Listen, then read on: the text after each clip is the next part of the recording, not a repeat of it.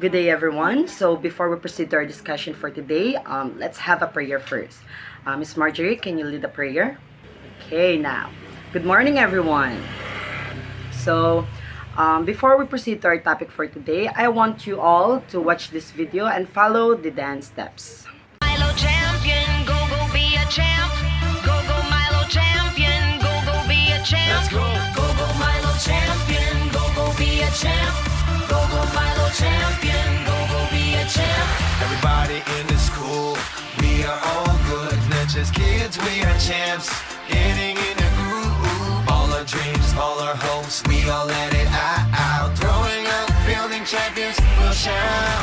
We're growing up with the winning energy. Winning each day.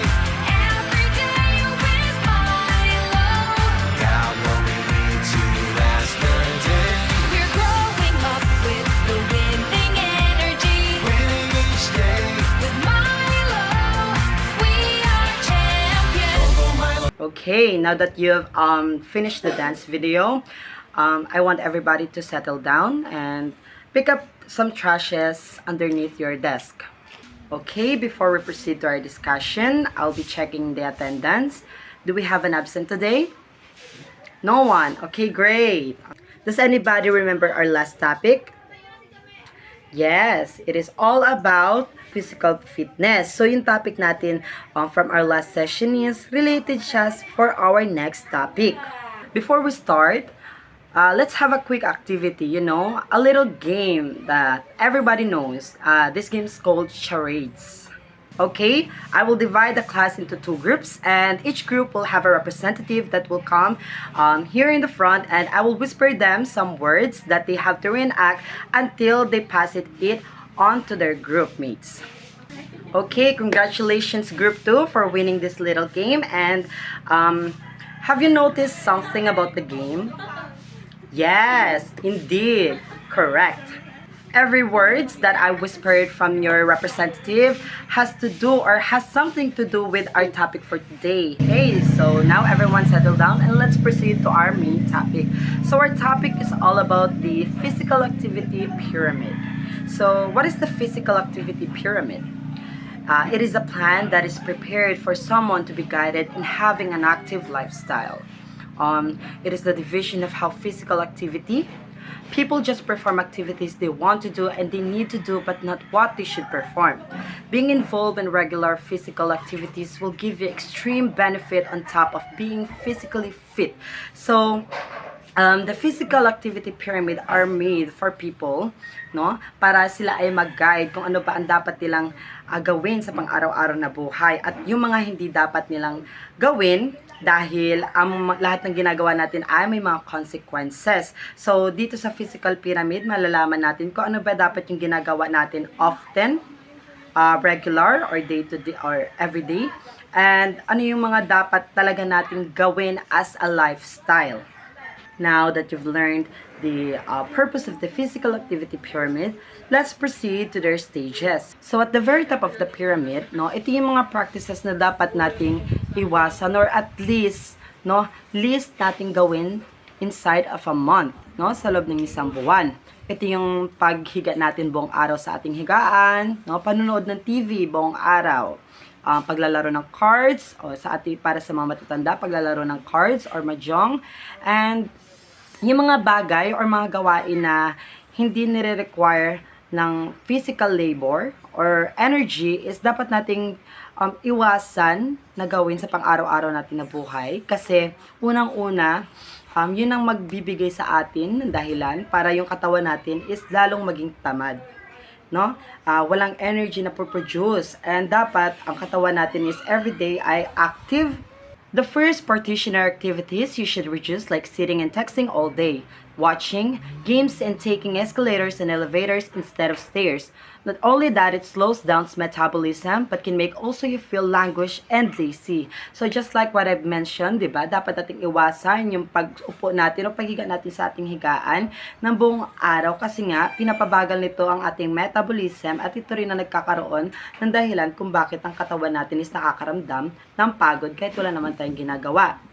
And doon na rin nagsa-start at nagbi-build yung katamaran, kahit gustong-gusto natin tumayo, pero yung katawan natin is bagsak na bagsak dahil sa pagkakahiga buong araw is wala tayong nagagawa kundi na lang sundin ko ano yung kailangan ng ating katawan, which is that is bad. The next stage is what we call the often. No, this is done 2 to 3 times a week, at least 30 to 45 minutes or longer. So the second stage is recreational activities you do during your free time for at least 2 or 3 times a week.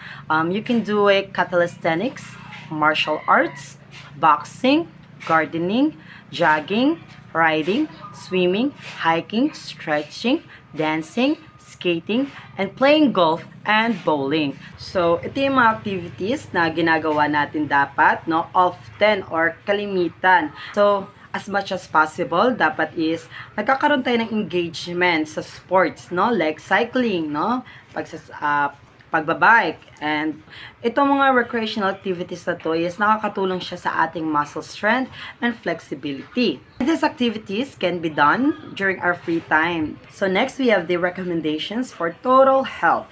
No, this is enjoy leisure and recreational activities, aerobic, strength, and flexibility activities as often as you can. Sa mga nakapaloob dito sa leisure activities ay ang pagmamall strolling, paglalaro ng golf, and also yung pag-bowling. So next we have what we call the regularly, no? Na dapat ay 3 to 5 times a week or at least 30 minutes to 45 minutes longer. So playing physical games like badminton, basketball, volleyball, soccer, football, futsal, and tennis are suggested to be performed for 3 to 5 times a week. Doing exercises like bicycling, swimming, or walking are found to facilitate active lifestyle. So doing these recreational activities can make your body more fit and healthy, no? Dapat ginagawa natin siya regularly kasi nakakatulong talaga siya sa ating katawan, no? To stay active and to stay healthy as it is.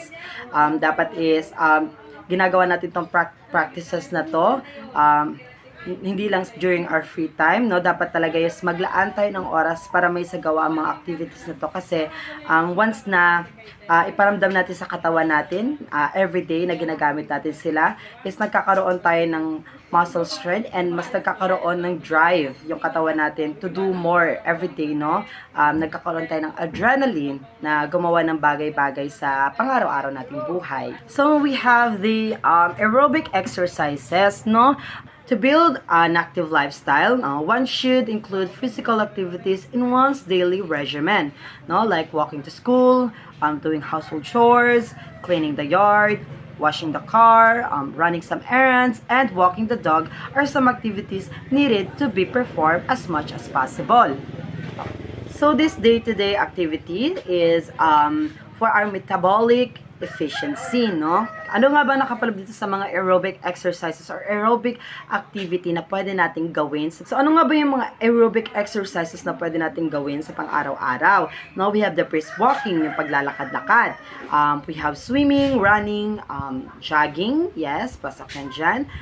We have the aerobic dancing na which is ginawa natin kanina before we proceed to our discussion, di ba? And also we have this aero kick boxing, no? Ginagawa siya ng mga professional or yung gustong matuto ng kickboxing. So this aerobic exercises requires our body to move. Di ba? Kaya maraming taong gumagawa nito kasi is ay yung mga katawan nila probably nakakaramdam, no? Mostly na panghihina sa katawan. So maraming taong gumagawa nito para ma-improve ulit or para mag-gain nila yung energy na nawala sa kanilang mga katawan. So, dapat ginagawa natin siya in our everyday life and dapat is magbigay tayo or maglaan tayo ng time for this kind of activities. Okay, last, at the very bottom of the pyramid, we have the habitually, no? We call it habitually. This is as often as possible ginagawa natin siya. So, these activities or these practices is should be done in our day-to-day activities, no? For example, taking the stairs instead of elevator. So why not nga naman gamitin natin yung hagdan instead of elevator? Kasi sa elevator, ililift ka lang niya di ba? So kapag gumamit tayo ng hagdan is na-exercise niya, nasa-stretch niya ang ating mga paa. And this is a very good exercise, especially when you're going to work or at least going to school. So, pwede rin natin gawin yung taking a stretch, breaks at homes or work, no? So, kapag talagang nalulunod tayo sa ating mga words or sa mga gawaing bahay, maganda rin na magkaroon tayo ng short moment to stretch our body, no? Para makahinga-hinga and for our body also to have a quick rest. Here in our day-to-day activities is maganda rin yung pagkakaroon, no, ng garden in our backyards, no? Para every day is nasa-stretch natin yung katawan natin sa pagdidilig or sa pagbubuhat man yan ng mga hindi naman gaanong kabigat na mga bagay. So, magandang gawain ito para mas ma-improve natin yung lifestyle natin araw-araw. So, yun ang mga nakapaloob sa ating physical activity pyramid, no? We have what we call the minimally, the often, the recommendations for total health, regularly, no? And the habitually. So, itong pyramid na to is makakatulong siya sa pag-enhance ng ating lifestyle, no? Na mababago niya talaga yung way ng living natin kasi we will have a bigger and a better benefits kapag ginawa natin itong mga activities na to. And it's for our body's own good din naman kasi, no? So, I want everybody to at least try and practice this what we call the physical activity pyramid para yung katawan natin is magstay siya na healthy and active. Now that we've finished our discussion, let's proceed to our activity. Okay, so ayan. I'll be flashing some pictures and I want everybody to identify kung active ba to or inactive lifestyle. So, here's the first one. Does anyone wants to answer? Okay, Alex. Yes, very good. It is an active lifestyle. Okay, we have the number 2. Yes, Lloyd? Yes, indeed. It is an active lifestyle. Okay, we have the number 3. Yes, it is an inactive lifestyle. Very good. Next, we have the number 4. Does anyone wants to answer? Okay, Marjorie.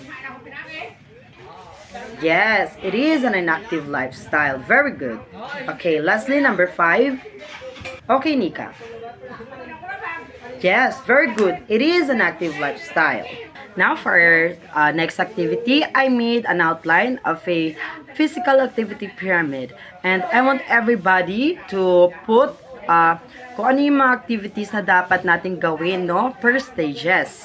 Okay, everyone, thank you for your cooperation and as much as I can see, no, is nailagay niyo talaga sa kung anong stages yung mga activities na kailangan nyong gawin, no? Nakikita ko dito sa minimally na kailangan talaga natin is iniiwasan natin itong mga gantong gawain and for the rest is very good. And for your assignment, no, I want everybody to take a video of yourself na gumagawa ng physical activity, no? Swimming man yan, jogging man yan, is basta makita ko dito at least 5 physical activities. And I want at the end of the video is mag-include kayo ng explanation kung ano ba yung magiging benefits kapag ginawa itong mga activities na ito. Ayan, thank you for listening and that includes our topic for today. So I want everybody to stand up and let's have a prayer before we end our session. Goodbye, class.